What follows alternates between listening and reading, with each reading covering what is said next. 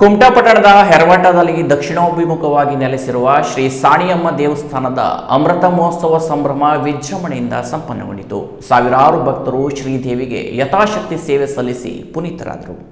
ಕುಮಟಾ ಪಟ್ಟಣದ ಹೆರವಟ್ಟದ ಶ್ರೀ ಸಾಣಿಯಮ್ಮ ದೇವಸ್ಥಾನದ ಅಮೃತ ಮಹೋತ್ಸವ ಸಂಭ್ರಮವು ಮೇ 7ರಿಂದ ಆರಂಭವಾಗಿ ಮೇ 11ರ ಸೋಮವಾರ ಮಹಾಪೂರ್ಣಾಹುತಿಯೊಂದಿಗೆ ಸಂಪನ್ನಗೊಂಡಿತು. ಬೆಳಗ್ಗೆಯಿಂದಲೇ ಭಕ್ತರು ಸರದಿಯಲ್ಲಿ ಸಾಗಿ ಶ್ರೀದೇವರ ದರ್ಶನ ಪಡೆದು ಹಣ್ಣು ಕಾಯಿ ಪೂಜಾ ಸೇವೆ ಸಲ್ಲಿಸಿದರು. ಶ್ರೀದೇವಿಯು ಪುಷ್ಪಾಲಂಕೃತಗೊಂಡು ಶೋಭಾಯಮಾನವಾಗಿ ಕಂಗೊಳಿಸುತ್ತಿರುವುದು ಭಕ್ತರಲ್ಲಿ ಭಕ್ತಿಯ ಸಂಚಲನ ಮೂಡಿಸಿತು. 108 ಬ್ರಹ್ಮ ಕಲಶಾಭಿಷೇಕ ಪ್ರಸನ್ನ ಚಂಡಿಕಾ ಹೋಮದ ಬಳಿಕ ಮಹಾಪೂರ್ಣಾಹುತಿ ನಡೆಯಿತು. ದೇವಸ್ಥಾನದ ಅರ್ಚಕ ಗುರುನಾಥ ಗುನ್ಗಾ ಅವರು ಕುಟುಂಬ ಸಮೇತರಾಗಿ ಹೋಮಕುಂಡದಲ್ಲಿ ಕಾಯಿ ಫಲಪುಷ್ಪವನ್ನು ಸಮರ್ಪಿಸಿದರು.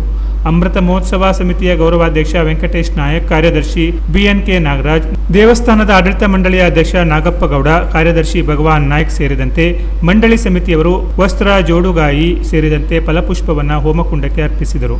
ಬಳಿಕ ಶ್ರೀ ಸಾಣಿಯಮ್ಮ ದೇವಿಗೆ ಮಹಾಮಂಗಳಾರತಿ ನಡೆಯಿತು.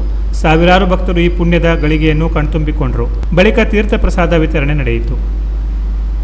ಈ ಸಂದರ್ಭದಲ್ಲಿ KDCC ಬ್ಯಾಂಕ್ ನಿರ್ದೇಶಕ ರಾಜಗೋಪಾಲ ಅಡಿ ಗುರೂಜಿ ಅವರು ದೇವಸ್ಥಾನಕ್ಕೆ ಆಗಮಿಸಿ ದೇವಿಯ ದರ್ಶನ ಪಡೆದರು. ಅವರಿಗೆ ಆಡಳಿತ ಮಂಡಳಿಯ ಪರವಾಗಿ ಗೌರವಿಸಲಾಯಿತು. ಅದರಂತೆ ಮಾಜಿ ಶಾಸಕಿ ಶಾರದಾ ಮೋಹನ್ ಶೆಟ್ಟಿ, KPCC ಮುಖಂಡ ಮಂಜುನಾಥ್ ಎಲ್ ನಾಯ್ಕ್ ಸೇರಿದಂತೆ ಅನೇಕ ಗಣ್ಯರು ಭೇಟಿ ನೀಡಿ ಶ್ರೀದೇವಿಯ ದರ್ಶನ ಪಡೆದು ಆಡಳಿತ ಮಂಡಳಿಯವರಿಂದ ಗೌರವಕ್ಕೆ ಪಾತ್ರರಾದರು.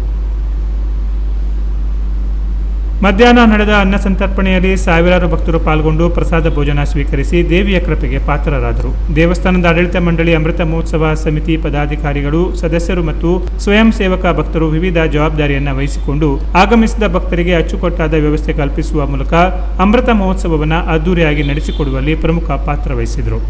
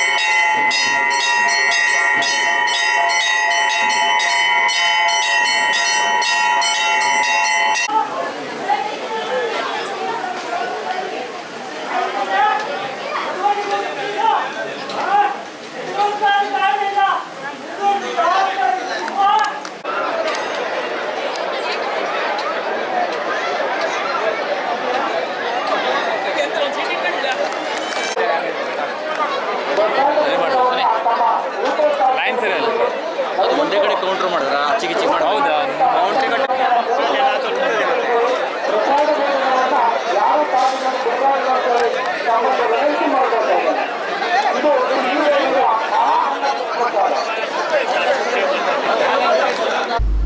Canara plus news Kumta.